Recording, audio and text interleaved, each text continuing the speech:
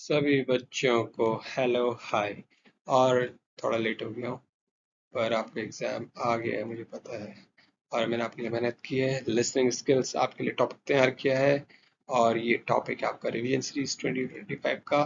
उम्मीद है पार्ट 3 जो है, जो आप एक बार पढ़ लेंगे, उम्मीद है आपको समझ में आ जाएगा और ये आपके बहुत काम आएगा। इसमें आपने रखे हैं कुछ FAQs यानी कि फ्रिक्वेंटली आस्क्ड क्वेश्चंस, जो आपको आंसर्स आने चाहिए। अगर आप इसके आंसर्स तैयार कर लेते हैं तो आपको काफ़ी फायदा होगा। तो चलिए आइए देखते हैं पहला क्वेश्चन। पहला क्वेश्चन है हमारा, define listening skills and the importance of listening skills. हमें पता होना चाहिए, सिर्फ इतना आपको पता हो तो बहुत है, क्योंकि आप इसके बाद इसके आंसर को लिख पाएंगे।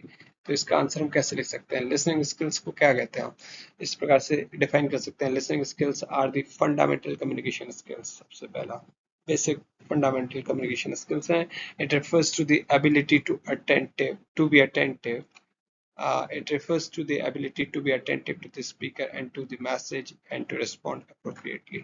ऐसे क्वेश्चन आता नहीं है, लेकिन आपको आना चाहिए, इसलिए मैंने ये क्वेश्चन बनाया, तैयार किया था। अब इसमें हम आगे देख लेते हैं कि और क्या इसमें हो सकता है। इसमें पूछा गया importance of listening skills. Listening skills की इंपॉर्टेंस क्या है हमारी लाइफ में? तो इसको आंसर कुछ ऐसे लिख सकते हैं, the importance of listening skills can be stated as follow. Active listening reduces misunderstandings. एक तो मिसअंडरस्टैंडिंग कम हो जाती है इससे। इट फॉस्टर्स एम्पैथी, लोगों के प्रति एम्पैथी फॉस्टर करता है हमें। It strengthens personal and professional relationships, personal और प्रोफेशनल रिलेशनशिप्स को इम्प्रूव करता है। आप इसमें अगला पॉइंट जो है, अगला पॉइंट हम क्या लिख सकते हैं? It enables effective team collaboration. Team में हमें काम करना जाता है इफेक्टिवली, और ये हम ऐसी चीजें डेवलप करता है। It helps in understanding information, enhances productivity, develops trust, enhances our leadership skills. It helps in settling disagreements. यहाँ तक कि जो डिसएग्रीमेंट्स हो जाते हैं, आपस में विचारों का विरोधाभास हो जाता है, उसको भी सेटल करने में मदद करता है। क्या? सही से सुनना, यानी कि लिसनिंग स्किल्स को डेवलप करने का इम्पोर्टेंस है ये।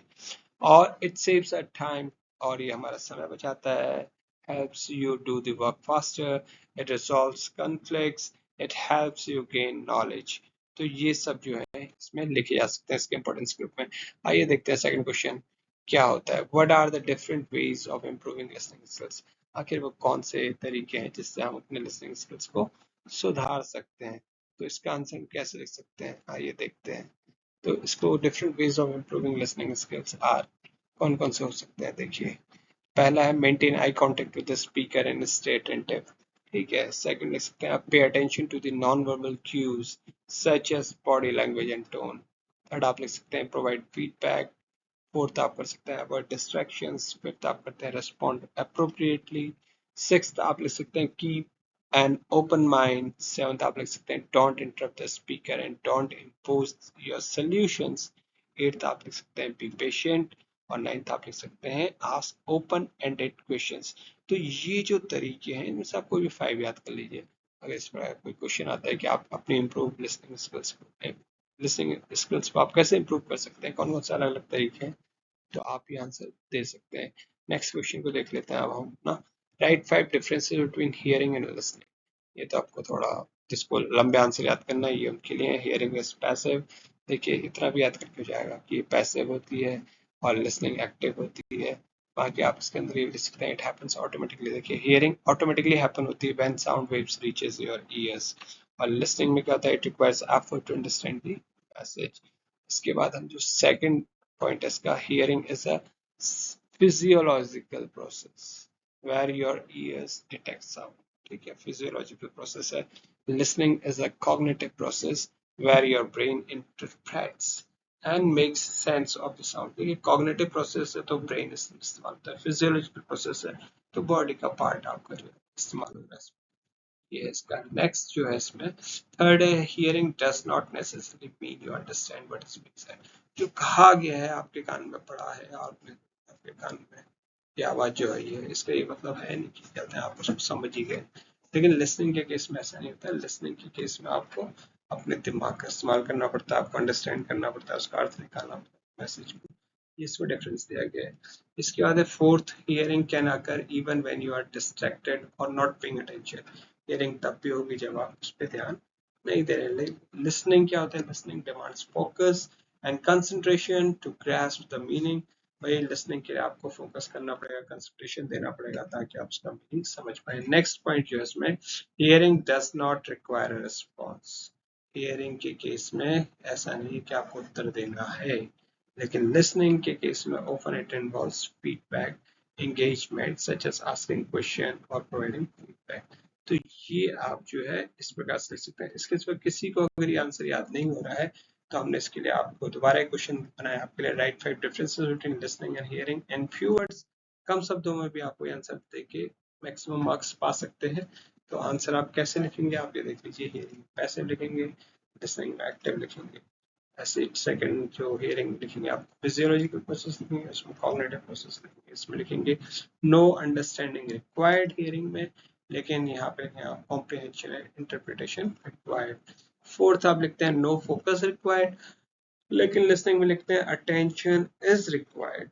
और इसमें लिखते हैं आप हियरिंग में इट रिक्वायर्स नो रिस्पॉन्स, लेकिन यहाँ आप लिखते हैं it involves engagement and response, तभी तो लिसनिंग कंप्लीट मानी जाएगी। अब हम देख लेते हैं नेक्स्ट क्वेश्चन, वेरी इंपॉर्टेंट, जो इसमें कवर हो सकता है। Right the process of listening. ये प्रोसेस ऑफ लिसनिंग, ये क्वेश्चन आ भी सकता है क्योंकि ये इस प्रकार का क्वेश्चन है कि जो हमें मतलब कि सेंडर और रिसीवर के बीच में होती है लिसनिंग की प्रोसेस। तो सेंडर रिसीवर तो हम फर्स्ट सेमेस्टर में पढ़ते हैं, लेकिन सेकंड सेमेस्टर में पढ़ाया जाता है लिसनिंग के ऊपर फोकस है हमारा। तो ये प्रोसेस ऑफ लिसनिंग हमें आनी चाहिए। इसका आंसर बहुत छोटा मैंने आपके लिए तैयार किया है ताकि आप इसको कम से कम शब्दों में लिख लें। आप इसको एक बार देख लीजिए, मैं पढ़ देता हूँ। द प्रोसेस ऑफ लिसनिंग, ये हेडिंग डाल दिया आपने। The listening process involves the following step. देखिए 5 स्टेप में प्रोसेस ऑफ लिसनिंग होती है। अगर आप ज्यादा याद नहीं कर सकते हैं तो जो ये मैंने यहाँ पे आप देख रहे होंगे हाईलाइट कर रखे हैं ये, अंडर रिसीविंग, अंडरस्टैंडिंग, ऐसे ही मैंने आगे भी किया है। तो थर्ड फोर्थ फिफ्थ पॉइंट तो वो भी उतना ही भी आप याद कर। और जो बच्चे थोड़ा समझ सकते हैं लिख सकते हैं तो वैसे लिख लीजिए। रिसीविंग को डिफाइन कर दीजिए कि रिसीविंग क्या है। तो आप लिख दीजिए this is the first step where you hear the sound and focus on the speaker's message. Receiving वो हिस्सा है जब आपके कानों में कोई आवाज पड़े, ठीक है। अब आप उसकी तरफ अपना फोकस बढ़ाना शुरू करते हैं। अभी पहले हियरिंग की प्रोसेस हुई है, लेकिन यहाँ से आपका अटेंशन भी जागृत हुआ है कि आपका ध्यान उसकी तरफ को खींचा है, स्पीकर की मैसेज की तरफ को। सेकेंड है अंडरस्टैंडिंग। यहाँ पे आप क्या करते हैं, here you interpret the meaning of the message based on the context by knowledge and language comprehension. देखिए यहाँ पे आप उसके मैसेज के मीनिंग को निकालते हैं, यानी कि अब ये दिमाग की प्रोसेस शुरू हो गई है, ठीक है। आपको जो प्रायर नॉलेज है, जो आप पहले से जानते हैं अपनी नॉलेज के बेस पे, किस कंटेक्स्ट में बात हो रही है, किस संदर्भ में बात हो रही है, उसको ध्यान रखते हुए और लैंग्वेज को समझते हुए, जिस भाषा में जिस टोन में जैसे बोला जा रहा है उसको समझते हुए। इसके बाद हम इसमें देखते हैं कि जो थर्ड फोर्थ और फिफ्थ पॉइंट है, बस 5 पॉइंट में ही प्रोसेस ऑफ लिसनिंग लिखी जाती है। तो मैंने पहले भी एक आंसर दिया था, बहुत लंबा है, तो आप ये छोटा आंसर बनाया है। दूसरे वीडियो में आपको कहीं लंबा आंसर भी मिला होगा पुरानी वीडियो में। तो थर्ड जो पॉइंट है इसमें रिमेम्बरिंग, वही याद रखना। तो जब आप अंडरस्टैंड करते हैं, आपका दिमाग समझता है, तो उसके बाद आपका दिमाग इसको अपनी मेमोरी में रखता है, स्टोर कर लेता है। Here you store the information in your memory, अपनी मेमोरी में उसको रख लेते हैं फॉर फ्यूचर रेफरेंस। जैसे यहाँ मिलेगा फ्यूचर रेफरेंस से मतलब है कि अब आप जो पहले उसने आपने सुनी बात वो आपने याद कर ली अपने दिमाग में, अब आप उसको इवेलुएट करने जा रहे हैं। तो फोर्थ इज इवेलुएटिंग। तो यहाँ पे क्या है, here you analyse and assess the message determining its relevance, accuracy and importance.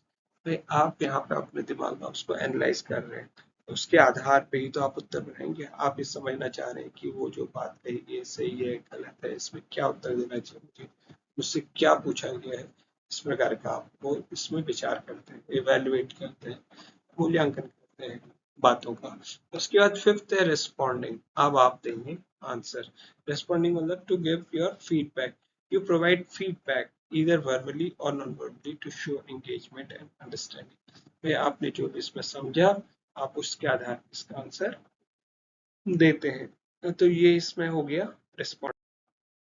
Finally मैं आपको बताना चाहता हूँ कि हमारी वीडियो हो गई है यहाँ पे समाप्त लिसनिंग स्किल्स की, और यहाँ पे रिवीजन सीरीज 2025 हम ये ओवर कर रहे हैं।